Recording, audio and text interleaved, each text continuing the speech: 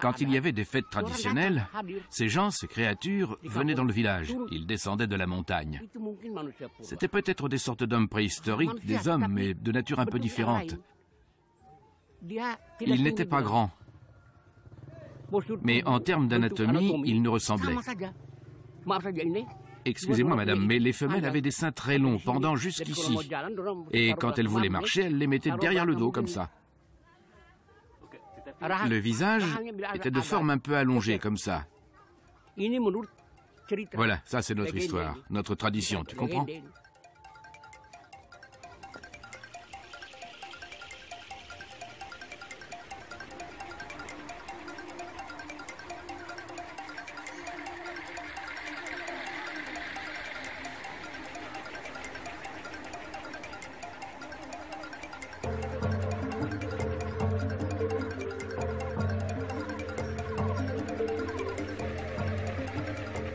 Octobre 2004.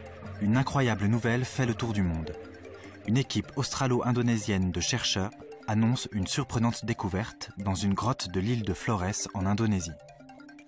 Dans cette grotte, nommée Liang Bua, ils ont découvert des ossements appartenant à des hommes de toute petite taille, à peine 1 mètre de haut pour les adultes. Selon les découvreurs, il s'agirait d'une espèce d'homme inconnu, bien différente de la nôtre. Les scientifiques l'ont baptisé Homo floresiensis, l'homme de Flores. Entre eux, ils le surnomment le Hobbit, en référence au personnage bien connu du Seigneur des Anneaux. Sur cette île étrange, à la même époque, vivaient aussi d'étonnants animaux. Des éléphants nains à peine plus gros qu'une vache, des varans pouvant atteindre 5 mètres de long et qu'on appelle les dragons de Komodo, encore vivants aujourd'hui, des rats géants gros comme des cochons. Et c'est entouré de toute cette faune que vivait le petit homme.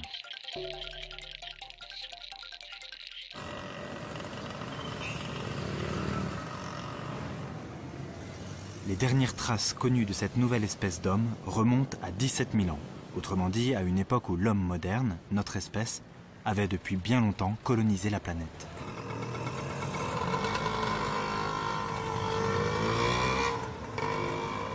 C'est cette histoire étonnante et vraie, où se côtoient de drôles d'animaux et des hommes tout petits, que nous allons vous raconter, ou plutôt vous conter. Pour voir les ossements de ces petits hommes, il faut aller au LIPI, le Centre national archéologique indonésien. Ça, ce sont des photos des fouilles de 2003 lorsqu'on a trouvé l'homme de Flores. On creusait ici, juste là, sur le côté. Là, on a la terre qui avait été sortie du trou. Le trou était à une profondeur de... oui, 6 mètres. C'est là qu'on a trouvé le squelette. Ces ossements sont conservés tels de véritables reliques.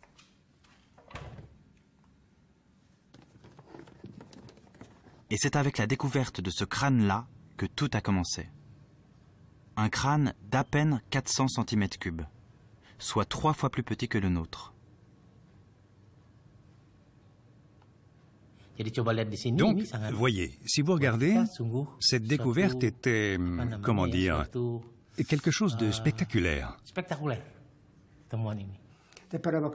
Quand on a trouvé le crâne, on m'a appelé et je suis descendu dans le trou. Je me suis demandé si c'était le crâne d'un singe ou d'un homme. J'ai d'abord pensé que c'était celui d'un homme, mais plutôt celui d'un petit enfant à cause de la taille du crâne. Peut-être un enfant de 10 ans. Nous l'avons ramené à l'hôtel puis nettoyé. Je me suis rendu compte qu'il y avait toujours des dents, mais pas des dents d'enfant, des dents d'adultes, âgés d'environ 28-30 ans. Ce jour-là, nous étions 5 chercheurs très contents et surpris aussi par cette découverte qui continue de poser question aujourd'hui.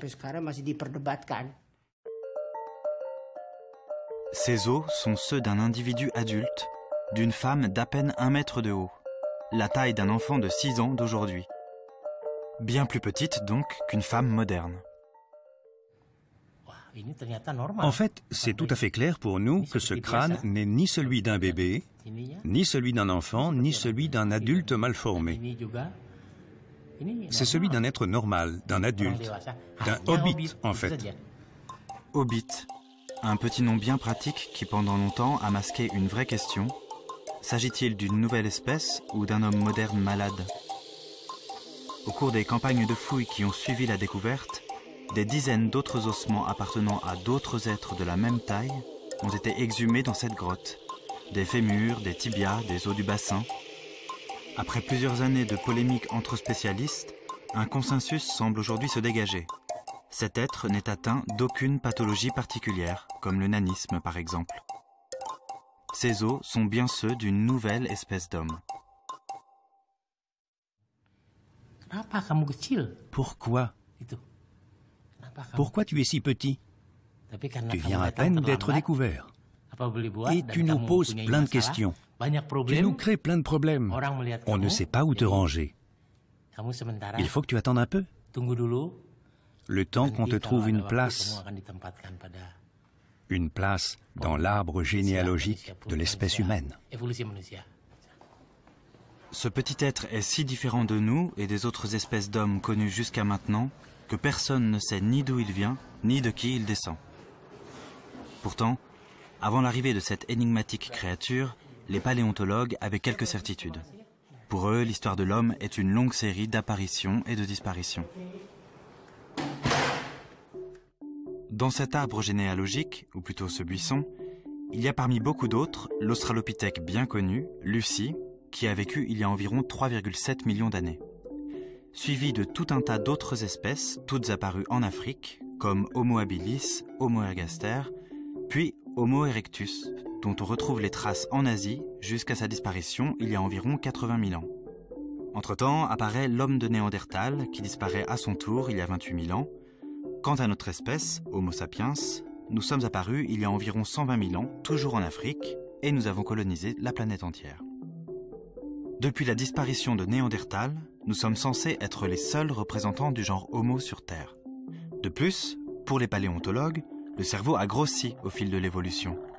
La découverte de l'homme de Flores vient donc sérieusement ébranler leurs certitudes. Petite taille, petit cerveau, vivant sur une île perdue d'Indonésie il y a 17 000 ans et peut-être plus récemment encore. D'où vient-il? À quelle branche du buisson le rattacher? Est-il possible qu'il ait vécu à nos côtés en laissant des traces, des indices? Pour en savoir plus, direction l'île de Flores. Une île montagneuse et volcanique perdue à l'autre bout du monde avec une flore tropicale riche et une faune exceptionnelle, comme ces dragons de Komodo, gardiens millénaires de l'île.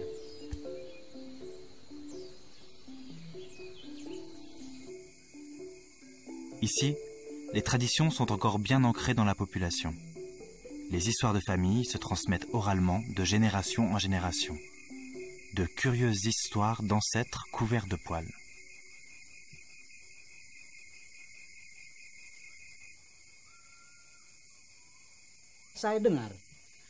Je me souviens de ce que me disait ma grand-mère. Elle parlait d'un homme qui venait de la forêt. On l'appelait Empu Paju et il était couvert de poils. Il mangeait de la viande crue. Ensuite, il est devenu comme nous, il a perdu ses poils parce qu'il a commencé à manger de la viande cuite. Voilà, ça c'est l'histoire que me racontait ma grand-mère.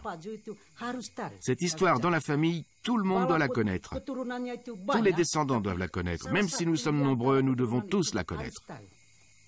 C'est dans ce contexte, où se mêlent les légendes, l'histoire et la science, que l'équipe de l'archéologue Mike Morwood, à l'origine de la découverte, tente d'élucider le mystère de l'origine du petit homme de Flores. Une véritable enquête à travers le temps pour retrouver les traces que le Hobbit aurait pu laisser ici, dans la grotte de Liangbua, où les ossements ont été découverts.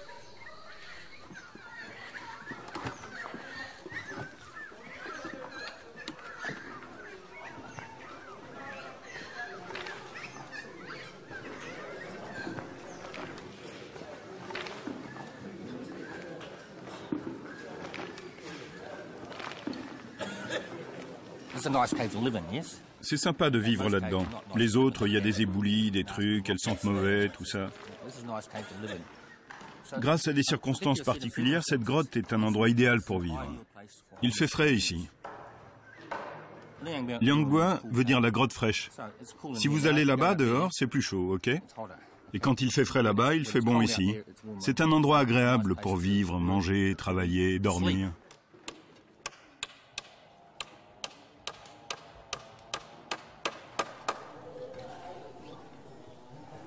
Une grotte idéale aussi pour les archéologues, car les preuves de la présence d'hominidés et de leurs activités se sont accumulées ici avec le temps. Et elles ont été conservées dans les sédiments.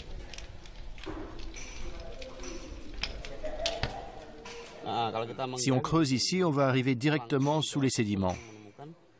Là où on a trouvé les couches dans le secteur 7, qui sont les mêmes que celles du secteur 1, où on a creusé en 2003, où on avait atteint la profondeur de 1,60 m. Ça descend comme ça, de façon régulière, jusqu'à la pierre centrale ici. Après, à partir d'ici, il doit y avoir des artefacts, non? Oui, peut-être à partir d'ici. On peut prendre des échantillons là, sous cette pierre. Un lieu de vie idéal. Jusqu'au jour où, il y a environ 12 000 ans, un immense cataclysme a frappé l'île. Une éruption volcanique terrible, dont les traces sont encore visibles dans les sédiments, à 6 mètres de profondeur. En fait, je vais vous montrer. Juste là-haut, c'est la couche de cendres. Ces cendres, c'est du teuf noir, ça provient de l'éruption volcanique. Cette grosse couche de cendres marque la différence entre deux époques. Celle qu'on appelle Holocène, c'est-à-dire l'époque moderne qui va jusqu'à nous, et l'autre, le Pléistocène, c'est la couche du bas. Et c'est là qu'on trouve l'homme de Flores. Mais au-dessus de la couche de cendres, non, on ne trouve que des hommes modernes. Dans la couche de cendres, on ne trouve rien. En fait, le volcan n'était vraiment pas loin. Le volcan devait être probablement tout près de la grotte, pas loin d'ici. En fait, après une telle éruption, les hommes et tous les êtres vivants qui vivaient ici ont dû avoir du mal à trouver de la nourriture, de l'eau potable et aussi, tout simplement, un endroit où vivre. Mais bien longtemps après l'éruption, cet endroit est de nouveau redevenu fréquentable, habitable. En fait, on ne sait pas si après l'éruption volcanique, l'Homo floresiensis a complètement disparu. Peut-être que certains ont survécu à l'éruption, sont partis ailleurs. Ça, en fait, on n'en sait rien.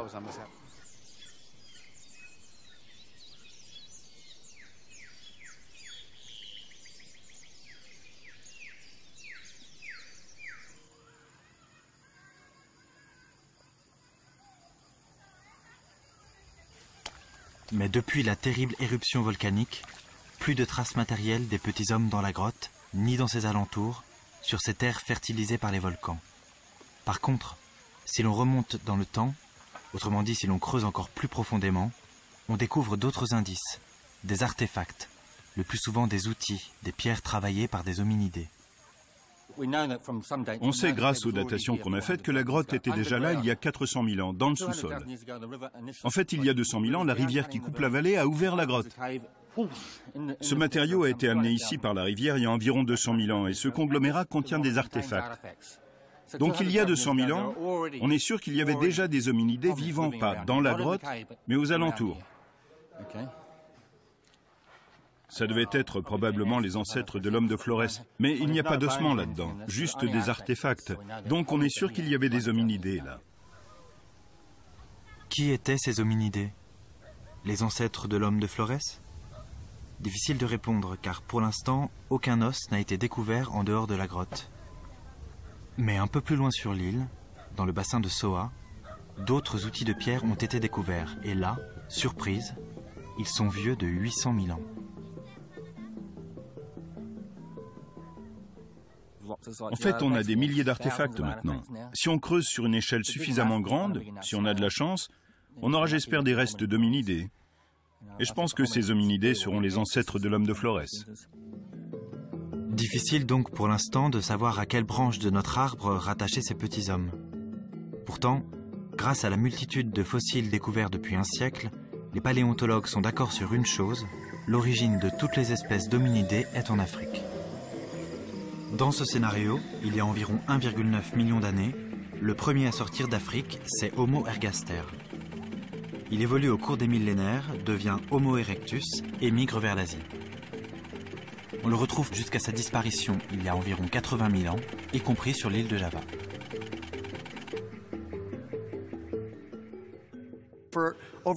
Depuis plus de 100 ans, on sait qu'Homo erectus, une espèce ancienne d'hominidés, a vécu en Indonésie pendant peut-être 1 million d'années ou plus. Donc nous savons que ça a toujours été un endroit où différentes espèces humaines ont vécu. Pendant longtemps, ça a d'abord été Homo erectus. Puis bien plus tard, notre espèce, l'Homo sapiens moderne, entre en scène et arrive lui aussi dans cette région. Donc avec l'homme de Flores, on a fondamentalement deux hypothèses.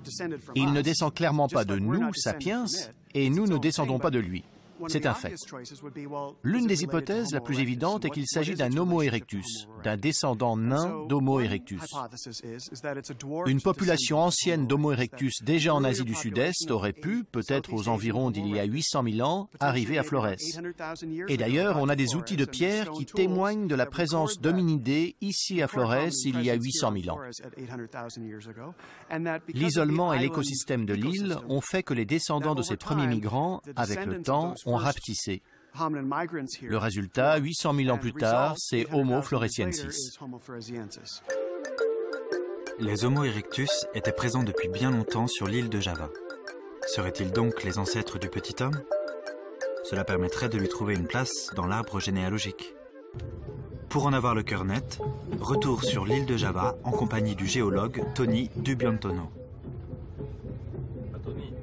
Alors où est-ce qu'on va maintenant? Maintenant, nous allons à Punung. Nous allons au sud de l'île de Java. Là, on se dirige vers l'est de Jogja. Ensuite, on va passer devant une série de collines calcaires. On dit collines karstiques. Pourquoi Punung? Parce qu'il y a plein de grottes.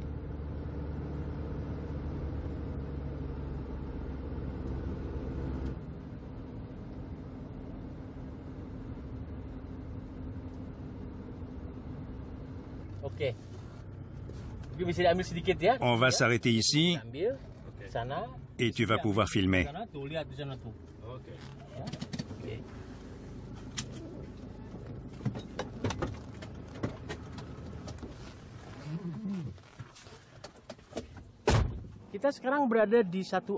Nous sommes dans une région pleine de collines, typiques.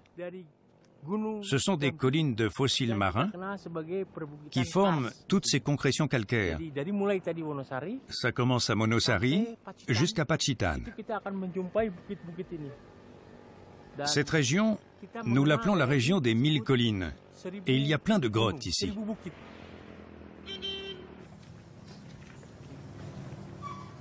Pour fouiller cette région, riche en ossements humains, d'hommes modernes mais aussi d'Homo erectus, se succèdent depuis 30 ans des étudiants, des volontaires et des chercheurs du monde entier.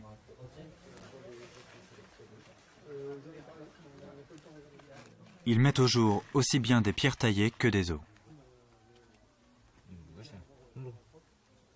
Tout est indexé, noté, répertorié. Le tout sous la houlette de François Séma, géologue et préhistorien français. Ici, tout le monde sait qu'on a trouvé sur l'île de Flores des outils vieux de 850 000 ans. On sait qu'il y a 850 000 ans, il y avait beaucoup d'Homo erectus à Java.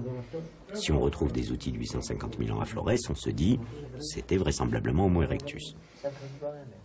Par contre, se dire que l'homme de Flores est le descendant des fabricants de ces outils, oui et non.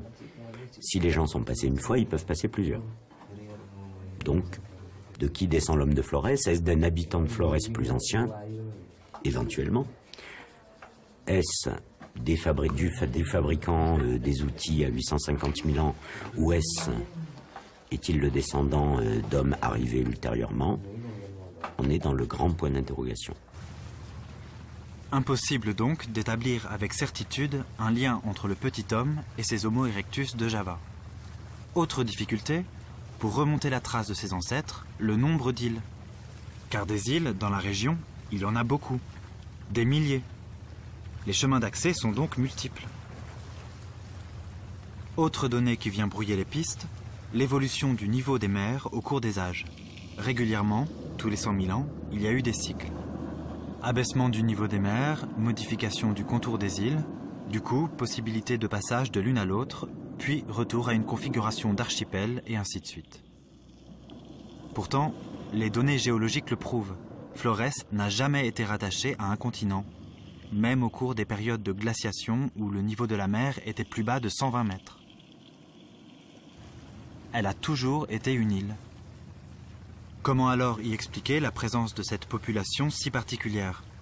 Les faits montrent qu'il y a eu probablement des traversées de bras de mer selon un processus qui reste encore à déterminer.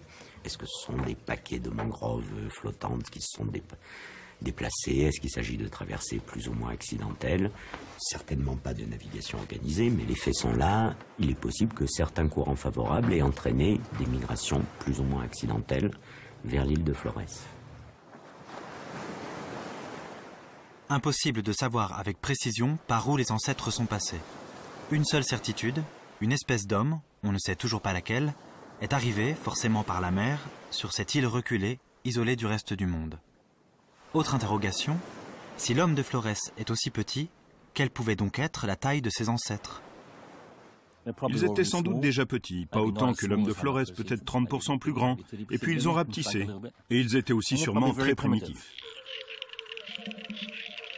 Des hommes, des femmes tout petits, des rats géants, d'énormes lézards, des éléphants nains, bref, une île extraordinaire, tout droit sortie d'un conte fantastique. Pourtant, ces changements de taille sont fréquents sur les îles. La réduction de taille de grands mammifères sur les îles est un phénomène commun dans le monde. Donc partout dans le monde, vous avez des éléphants pygmées, des hippopotames pygmées, des cerfs, des cochons pygmées sur des îles. Pourquoi? Parce que sur les îles, il y a des ressources limitées, parce qu'ici, il n'y a pas de vrais prédateurs. Si vous allez sur Java, vous avez des tigres, des panthères, toutes sortes de prédateurs. Ici, non. Donc vous allez me dire pourquoi les éléphants sont grands? Parce qu'ils vivent dans un environnement riche et parce que c'est un bon moyen de défense contre tout un tas de prédateurs. Ici, les contraintes sont les suivantes, les commodos et les ressources limitées. Donc, finalement, c'est un énorme avantage de diminuer de taille. Les stégodons du bassin de Soa, qui font à peu près la taille d'un éléphant asiatique, sont les ancêtres directs du stégodon qu'on trouve ici. Or, au cours des 600 000 dernières années, ils ont diminué de taille d'environ 30%. Au bassin de Soa, ils sont plus gros, mais ceux qui sont arrivés ici il y a environ 100 000 ans sont plus petits de 30%. Les adultes étaient de la taille d'un bœuf, d'un buffle d'eau en fait. Mais la plupart des éléphants dont on retrouve les ossements dans la grotte depuis longtemps étaient des petits, des bébés. On a trouvé très peu de restes d'adultes. Avant de découvrir l'homme de Flores, on se demandait mais pourquoi ceux qui vivaient dans cette grotte ramenaient-ils de petits stégodons? Et quand on a découvert les restes du Hobbit, on s'est dit, en rigolant, « Ah mais oui, bien sûr, comme les chasseurs étaient petits, ils ne chassaient que de petits stégodons. »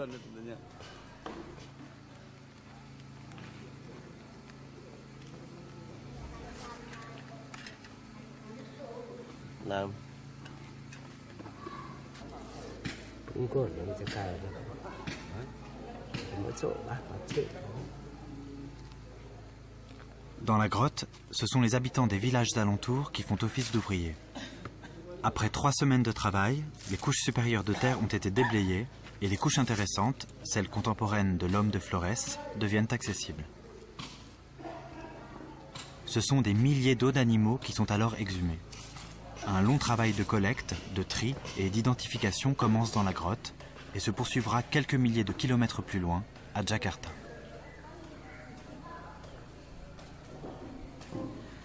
Je prépare, je fais un pré-tri pour Monsieur Ruckus. Car il y a plein d'os, beaucoup. Il y en a plein.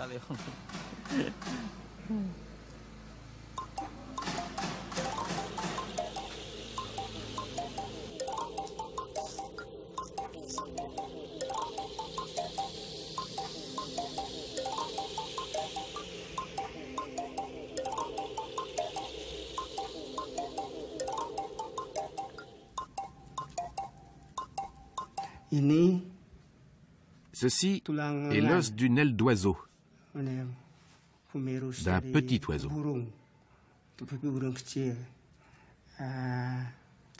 Ça, c'est un os de bassin de grenouille. Ça, c'est l'os d'une grande chauve-souris. On a la preuve que ces hommes étaient intelligents, car en fait, en 2003, nous avons découvert qu'au niveau de la colonne vertébrale du stégodon, il y avait des traces d'égratignures très nettes, des traces d'outils bien marquées. C'est la preuve pour nous qu'ils ont tué le stégodon, puis qu'ils ont retiré la viande à l'aide d'un outil, un outil en pierre. Ils étaient donc capables de planifier des opérations complexes, comme des opérations de chasse. Ils chassaient probablement en groupe des animaux dangereux dont la taille était beaucoup plus grande que la leur. Des milliers d'ossements d'animaux ont été découverts, et sur la plupart, on trouve des entailles. Preuve que le petit homme de Flores s'est servi d'outils pour les découper. Des outils que l'on retrouve eux aussi dans les couches géologiques.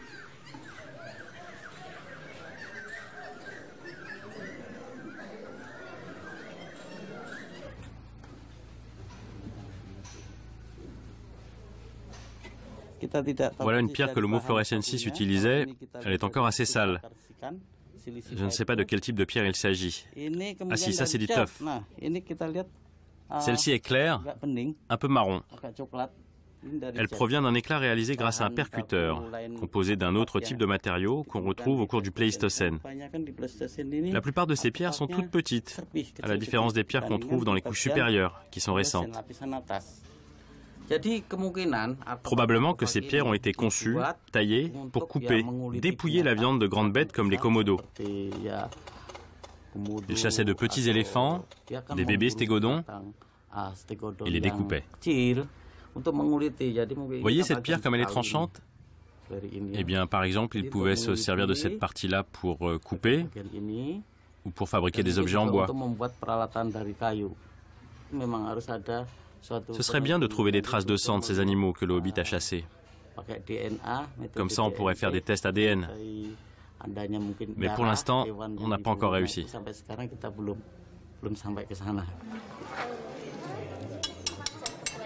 Ainsi, ces hommes tout petits étaient capables de fabriquer des outils, de faire du feu et de chasser des animaux parfois beaucoup plus gros qu'eux. Une performance qu'ils réalisaient avec un cerveau tout petit. Synonyme en principe de petite capacité cérébrale. Surprenant. Autre mystère, la forme même de ce cerveau. Une forme qui n'a rien à voir avec la nôtre. Un cerveau d'homme actuel, enfin d'homme moderne, c'est une boule. Hein, c'est-à-dire que les lobes sont resserrés les uns par rapport aux autres. Ils ne sont pas dans l'alignement, il y a une flexure de la base du crâne qui fait que les lobes ne sont pas situés au-dessus, mais sont fléchis et se rapprochent les uns l'un de l'autre. Hein, donc c'est une petite boule. Le moulage endocrânien de l'homme de Flores, il est au contraire très allongé. L'axe de la base du crâne, il est assez peu fermé. Il n'est pas en boule, quoi. Il est très allongé. Et ça, ça veut dire que cet individu est plutôt archaïque. Si on ne sait toujours pas de qui descend le petit homme, on comprend au moins que ses caractéristiques sont primitives. L'équipe des chercheurs explore d'autres pistes. Elle dispose d'un squelette entier et de dizaines d'ossements représentatifs de cette population. Cette incroyable quantité d'éléments leur permet justement de faire des comparaisons avec les hommes modernes. Quand on regarde les proportions du corps de l'homme de Flores, on voit qu'il ne mesure qu'1 mètre. Mais il est très différent d'un humain moderne qui mesurerait 1 mètre. Par exemple, il est petit parce que son fémur est court par rapport au reste de son corps. Donc il n'a pas rétréci de manière proportionnelle. Ce qui se passe ici, c'est que les jambes sont très courtes par rapport à la partie supérieure de son corps. Et ça, c'est une caractéristique primitive, présente en Afrique chez les singes et chez les tout premiers hominidés comme Lucie, il y a 3 millions d'années. elle aussi ne mesure qu'1 mètre. Et elle ne mesure qu'1 mètre parce que son fémur est très court. Et donc, il est essentiel de comprendre ça, que non seulement ils ont rapetissé, mais aussi que les proportions de leur corps sont très différentes de celles de n'importe quel humain moderne vivant aujourd'hui, même de quelqu'un qui serait très petit. Chez les humains modernes, notre pied, qu'on mesure 1 mètre ou 2 mètres, notre pied fait en moyenne la moitié de notre fémur, la moitié de la longueur de l'os de la cuisse. Chez l'homme de Flores, il représente presque les 3/4 de la longueur du fémur. Donc on voit bien que son pied est proportionnellement très grand par rapport à ses jambes. Très primitif en effet, très archaïque, un peu comme un ancien australopithèque. En fait, tout proche des premiers représentants du genre humain, beaucoup plus primitif qu'Homo erectus. Descendant lointain d'Homo erectus, c'est vrai que c'est l'hypothèse la plus logique qui nous vient à l'esprit, mais il est plus archaïque que l'Homo erectus. Donc, moi, ça me convient pas trop. L'Homo habilis, je vois pas comment il pourrait être là, et l'Australopithèque, je sais pas. En fait, on sait pas. Alors, faisons un peu le point. Le hobbit de Flores a des traits archaïques. Il ne peut donc pas descendre de notre espèce, Homo sapiens, ni de Néandertal, trop modernes l'un et l'autre. Mais voilà qu'il est si primitif qu'Homo erectus paraît presque trop évolué pour être son ancêtre. Il ne pourrait pas non plus descendre d'Homo habilis qui n'est jamais sorti d'Afrique. Les proportions de son corps le rapprocheraient plutôt des tout premiers représentants de la lignée humaine, apparus il y a plusieurs millions d'années, et il aurait survécu bien après l'apparition de l'homme moderne. L'archéologie et la paléontologie ne permettent pas de résoudre tous ces mystères et sont dans l'impasse. Y aurait-il d'autres pistes à creuser ?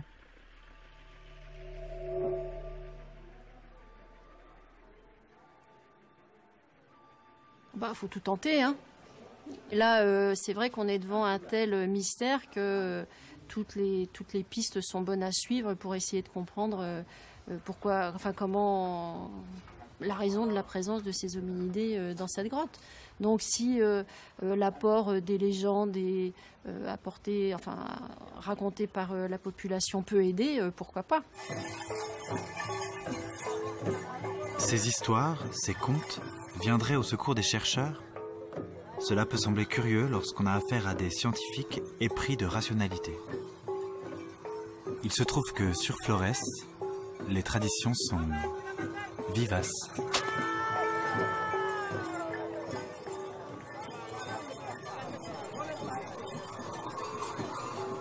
D'un bout à l'autre de l'île, de drôles de créatures couvertes de poils et vivant dans les bois peuplent les récits de la population. À l'est, les habitants les nomment Ineveo. Un peu plus au centre, ils disent Ebunyu ou encore Ebugogo. Plus à l'ouest, ils évoquent Mpupaju.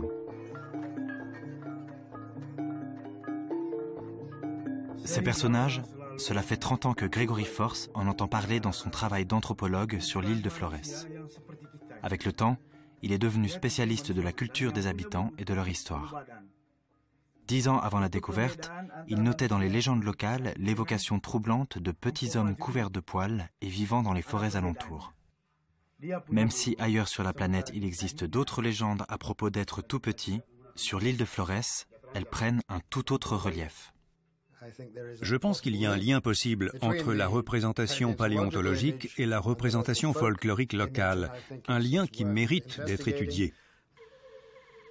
Il faut savoir que dans l'est de l'Indonésie en général, dans les îles de Timor, de Sumba, dans la région, les Homo sapiens, nous, les humains modernes, nous sommes installés depuis 40 000 ans.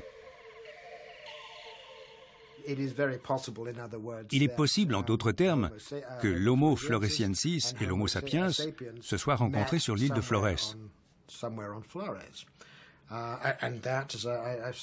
Et ça serait peut-être l'une des sources des histoires que l'on rencontre à travers toute l'île de Flores, en fait.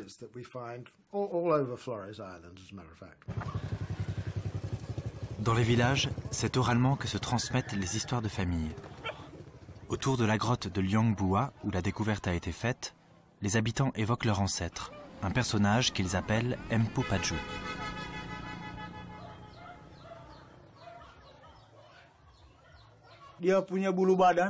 Il avait des poils très longs.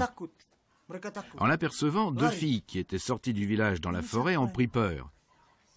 Elles ont voulu partir en courant. Elles se disaient « Mais qu'est-ce que c'est ?»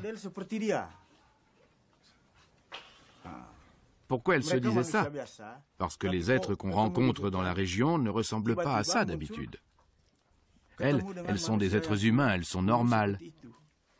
Mais celui qu'elles ont rencontré était différent, à cause de ses longs poils. Donc elles ont pris peur. Ensuite, l'être couvert de poils les a appelées et leur a dit « Hé, mesdemoiselles, n'ayez pas peur. Je suis un être comme vous, c'est pas la peine de courir. » C'était un être de la forêt, une sorte d'homme des bois.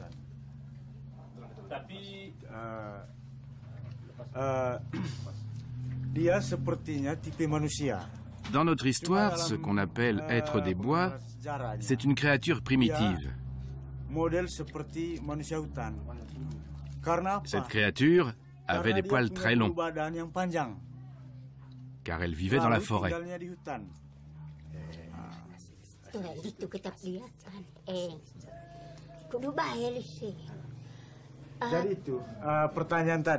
Pour répondre à ta question de tout à l'heure, pourquoi on n'a plus de poils alors que notre ancêtre en avait, en fait, lui, avant, il coupait la viande des animaux et il mangeait la viande crue.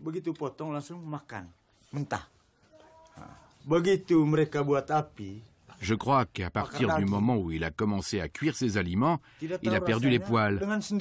Ou c'est à cause de la fumée. Empu Paju a perdu ses poils automatiquement. Ils sont tombés. Et c'est pour cela que les descendants n'en ont pas, à cause du feu. Selon l'histoire que nous racontaient nos grands-mères, quand ils essayaient de porter des objets petits comme ça, pour lui, c'était impossible, c'était trop lourd. Par contre, des choses comme cette maison, il pouvait les prendre sur son dos, avec une main, c'était léger pour lui. Il y a aussi la pierre là-bas. La grosse pierre qui est là-bas, c'est lui qui l'a apportée. Nous, on ne peut pas, mais lui, il pouvait. Il les portait comme ça. Empu Paju a eu 4 enfants. Et à partir de ces 4 enfants, il y a eu tous ses descendants ici, comme ça. Tous ici, on descend de lui. Lui, moi, lui, lui, tous. Il y en a plein. On est tous de la même descendance. Et notre ancêtre, c'est Empu Paju. C'est un mythe. C'est un mythe des origines. Empu Paju est censé être l'ancêtre de plusieurs familles qui vivent dans la région de Mangahai, tout près de la grotte de Liangboa. À cause de son apparence physique, il le considère comme un Manusia Hutan, un homme des bois. Un homme des bois parce qu'il était très poilu. Ici, les éléments sont rassemblés pour produire un mythe, le mythe originel d'Empu Paju. Empu Paju ne désigne pas un groupe d'hominoïdes, mais un individu, un ancêtre unique, qui a perdu ses poils et est devenu un véritable humain, qui a acquis la culture, la maîtrise du feu, la cuisine et la technique en général. Empu Paju présente bien des aspects primitifs puisqu'il est couvert de poils. Mais il ne s'agit que d'un seul individu, pas d'une population. Ce personnage possède des pouvoirs surnaturels. Bref, cette créature n'a pas l'air bien réelle. Difficile donc d'établir un lien direct avec la découverte archéologique. Mais un peu plus loin sur l'île, dans le village de Boawai, au pied du volcan Ebulobo, d'autres histoires se racontent.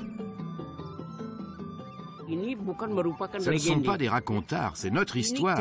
Les légendes, c'est différent. Ils étaient poilus, ils ressemblaient à des singes. Oh, pardon, leur visage ne ressemblait pas aux singes. Ils avaient une forme de visage comme ça, un peu en avant, devant, comme ça. Nous ne les avons jamais vus, il n'y a pas de photos, mais ça fait partie de notre tradition. Ça m'a été transmis par ma grand-mère, par les anciens. C'est comme ça que nous transmettons notre histoire. Je connais cet homme depuis très très longtemps, 27 ans. Et c'est intéressant de voir qu'à un moment de son discours, Épée a insisté sur le fait que cette histoire n'était pas un mythe, ni un conte fantastique, mais qu'elle s'était réellement passée. Ce n'était pas une légende.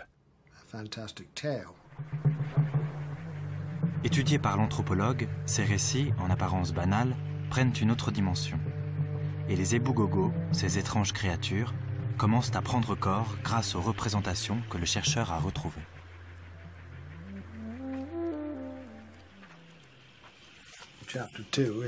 Le chapitre 2, c'est un chapitre assez long, consacré aux ébou-gogo.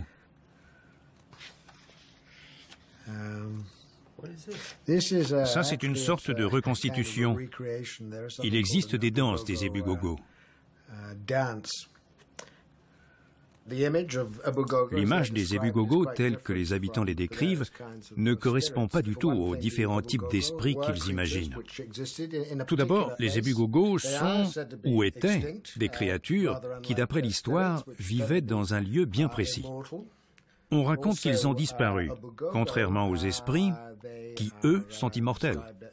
Par ailleurs, les ébou-gogo sont décrits comme des créatures assez rustres, stupides, moins intelligentes que les hommes. Les esprits, en revanche, sont souvent supérieurs aux humains. Les ébou-gogo ne sont pas dotés de pouvoirs particuliers. Les Nagé disent eux-mêmes que ce ne sont pas des esprits. Ils ont bien conscience de la différence. Les habitants de la région, appelés les Nagé, font donc parfaitement, tout comme l'anthropologue, la distinction entre ces récits. Ceux où il s'agit d'un seul individu doté de pouvoirs magiques, et les autres, qui évoquent une population entière de petits hommes couverts de poils, et d'où la magie et les pouvoirs surnaturels sont absents. Plus étonnant encore, le discours tenu par certains scientifiques eux-mêmes.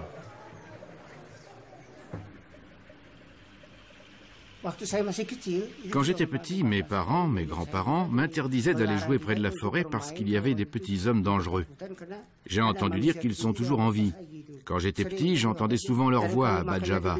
On les appelle Ebunyu, à cause du son de leur voix. C'était le son que faisaient ces créatures. Il y en a qui disent qu'ils ont disparu. Mais il y a des gens qui disent que ces créatures existent encore. On a déjà essayé de les attraper, plusieurs fois. Malheureusement, c'est très difficile, car ils sont petits et courent très très vite. On a essayé, mais on n'a pas réussi. Rokus Doué a des origines Nada.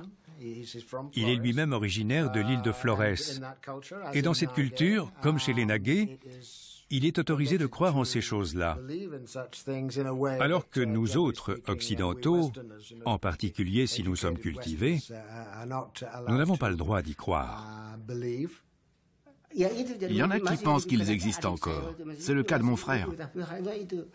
Les Ebunyu et Ébou-gogo, tout ça c'est pareil. On entend ces noms autour de la montagne Ebolobo. Ces créatures vivent dans les forêts alentours. Mais vous y croyez? Oui. Vous y croyez? Oui, j'y crois.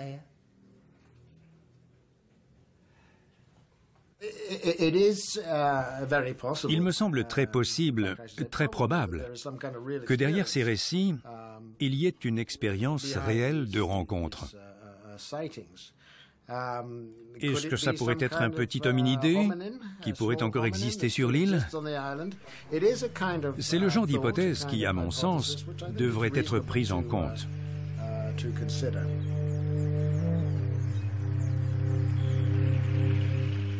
Raisonnable? Ces histoires ne seraient pas si imaginaires que ça? Elles s'appuieraient sur des faits réels?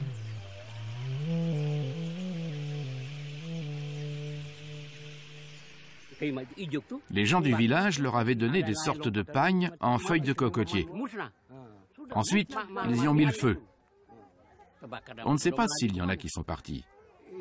On les a tous tués. Ils sont retournés là-haut dans leur grotte. Ensuite, on a fermé les issues. On a bouché les trous, les ouvertures, avec des grosses pierres. Puis on a mis le feu dedans. Et là, on les a tous tués. Les Ebu-Gogo sont censés avoir été exterminés par un groupe de villageois appelés les Oua, qui, d'après leur généalogie, l'histoire de leur clan, sont arrivés dans la région qu'ils occupent actuellement, à proximité du territoire occupé par les Ebu-Gogo, il y a environ 200 ou 300 ans. Donc, si on se fie à cette généalogie, on peut dire que ces créatures, les Ebu-Gogo, existaient encore il y a 200 ou 300 ans. Oui, probablement que ces histoires d'Ebu-Gogo sont le reflet d'une rencontre ancienne avec l'homme de Flores, qui serait resté gravé dans la mémoire des populations ici. Est-ce qu'il est possible que les Ebu-Gogo aient vécu jusqu'à la colonisation hollandaise? Oui, pourquoi pas. Mon pari à moi, ce serait une extinction plus ancienne, mais il est possible aussi qu'ils aient vécu jusqu'à des temps historiques récents. Encore une fois, l'homme de Flores, avec ses caractéristiques et ce qu'il change, montre que finalement on sait assez peu de choses et qu'on a beaucoup de surprises en archéologie. On trouve des choses inhabituelles, inespérées, et c'est pour ça qu'on le fait, je suppose. Une rencontre aurait-elle pu avoir lieu entre nous, les hommes modernes, et cette autre espèce d'hominidés tout petits dont nous trouvons des indices jusque dans les histoires locales de l'île de Flores? Ce serait la première fois que dans l'histoire, nous aurions des traces orales de la rencontre entre deux humanités. Ce serait incroyable. Mais pour l'heure, aucune preuve tangible d'une rencontre n'a été retrouvée. Alors restons-en aux preuves scientifiques, qui s'appuient sur du concret, du matériel justement, des ossements ou des pierres taillées. Aujourd'hui, seules les fouilles archéologiques dans la grotte de Liangbua font foi. Et chaque nouvel ossement découvert permet de compléter, d'affiner le portrait de ces petits hommes qui remettent en question notre arbre généalogique.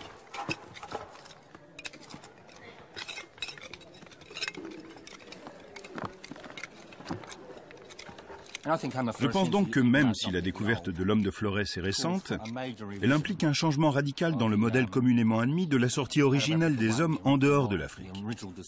Ça a besoin d'être revu aussi bien en termes d'époque que d'espèces d'hommes impliqués. Ce serait ça la grande nouveauté.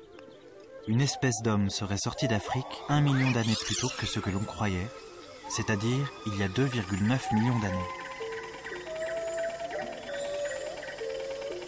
Ces hommes, très primitifs, auraient colonisé une partie de l'Asie. Ils auraient survécu au-delà de ce que la science aurait pu imaginer, sur des îles isolées du reste du monde, jusque dans des temps modernes. Et Flores est peut-être la dernière de ces îles.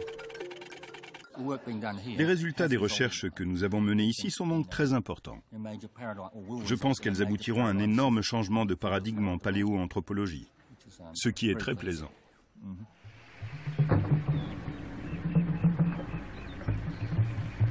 Pourquoi? Parce que les hommes du village étaient en colère. Ils se sont vengés parce que les Ebu-Gogo avaient kidnappé et mangé un enfant du village. C'était des cannibales. Oui, ils étaient cannibales. Et vous savez si elle est loin, cette grotte? Oh, c'est loin d'ici, sur les flancs de la montagne. Je t'ai dit hier que nous pouvons demander une permission pour aller à cet endroit. J'y suis allé une fois, je peux t'y emmener. Les gens qui ont fait ça sont ceux du village de Oua, à côté. D'ailleurs, de là-bas, on pouvait même voir l'incendie de la grotte quand ça a brûlé. Comme le feu était très fort, il y a eu plein de morts.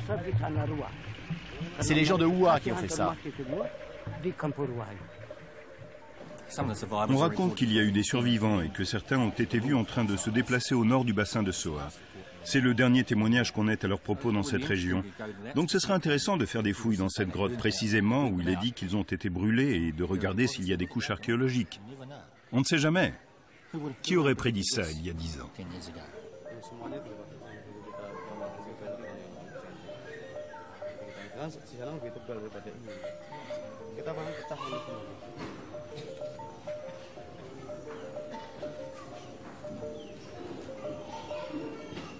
Je suis impatient parce que maintenant, à tout moment, on peut commencer à trouver des choses. Dans le secteur 17, on vient de trouver un morceau de dent de stégodon. Donc on sait qu'on arrive à l'époque où le Hobbit a vécu. À n'importe quel moment, on peut avoir un petit fragment, une dent ou, si on est chanceux, un crâne.